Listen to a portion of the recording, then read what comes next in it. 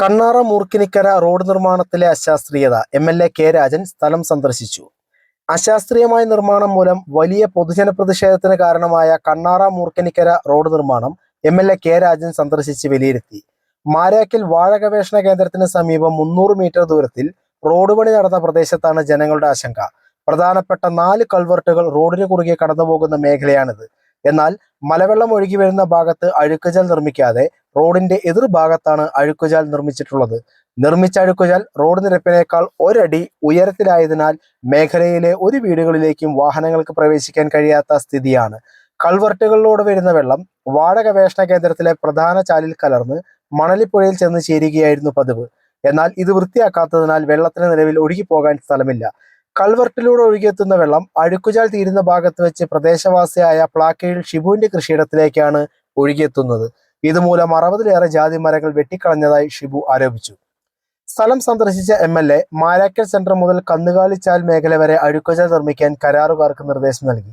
വീടുകളിലേക്ക് കയറാൻ പറ്റുന്ന വിധത്തിൽ അഴുക്കുചാലിന്റെ ഉയരം റോഡ് നിരപ്പിൽ നിന്നും താഴ്ത്തി കൊടുക്കണമെന്നും നിർദ്ദേശിച്ചു. പഞ്ചായത്ത് കൂടി ഇടപെട്ട് അടിയന്തരമായി വാഴ ഗവേഷണ കേന്ദ്രത്തിലെ ചാല് തുറക്കണമെന്നും നിർദ്ദേശം നൽകി. പഞ്ചായത്ത് അംഗവും സ്ഥിരസമിതി അധ്യക്ഷയുമായ ജോളി ജോർജ്, സ്ഥിരസമിതി അധ്യക്ഷ സീന വർഗീസ്, പഞ്ചായത്ത് അംഗങ്ങളായ ജോജോ കണ്ണാറ, കൃഷ്ണേന്ദു പ്രശാന്ത്, സന്ധ്യ ഷാജി, ജിനേഷ് പീച്ചി തുടങ്ങിയവർ സംഘത്തിലുണ്ടായിരുന്നു.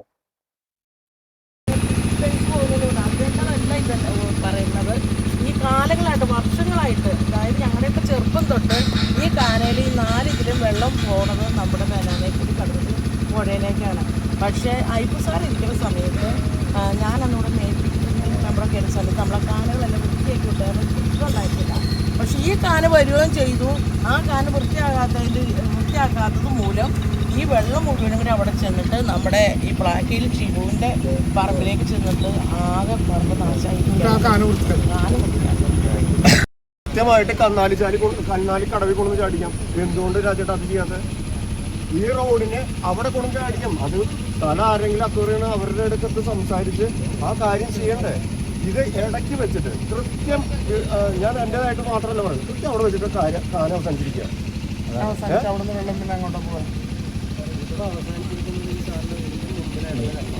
അവസാനിച്ചിരിക്കുന്ന ട്രെയിൻ എന്ന് പറയുന്നത് പോലും ഒരു കലിന് 20 മീറ്റർ എക്സ്ട്രാ പണിഞ്ഞ് നിർത്തിയേക്കുന്ന ആ കലിങ്ങിൻ്റെ സില്ലുകൾ എന്ന് പറയുന്നത് ആ കാനയിലേക്ക് തന്നെ ഒഴുകാനുള്ളത്. അല്ലാതെ കലിൻ്റെ കാന അങ്ങോട്ടല്ല വെള്ളം ഒഴുകും. ഒരു 1/2 കിലോമീറ്റർ വിട്ട് അങ്ങോട്ടും ഇങ്ങോട്ടോ ഒരു വണ്ടി പാർക്ക് ചെയ്യാനോട് സൗകര്യമില്ല. ആകെ ഒരു സ്ഥലത്തുണ്ടായിരുന്നു. ഈ ഒരു ഏരിയ മാത്രമാണ് നമുക്ക് ഒരു ഫംഗ്ഷനോ അല്ലെങ്കിൽ ഒരു പരിപാടി മാരാക്കി വന്ന ഒരു വണ്ടി പാർക്ക് ചെയ്യാനുള്ള സ്ഥലം. സ്വന്തം ചെലവില് ഞാനിപ്പോ അവിടെ അടിച്ചിട്ട് അതേപോലെ ഇനി നാട്ടുകാർക്ക് ഉണ്ടായിരുന്നു. ഒരാളുടെ വീട്ടിൽ താത്തിയിട്ട് കൊടുക്കലല്ല ഇവിടെ പ്രശ്നം. ഇവിടെ മുകളിലേക്കാണ് മുഴുവൻ. എല്ലാ വീടുകളും 5 അടി ഹൈറ്റിലാണ് നിൽക്കണേ. ഞങ്ങൾക്ക് ആവശ്യം എന്താണെന്ന് വെച്ചിട്ടുണ്ടെങ്കിൽ റോട്ടിൽ നിന്ന് വണ്ടി കയറാനുള്ള സൗകര്യം നമുക്ക് ആക്കി കൊടുക്കാൻ പറ്റും.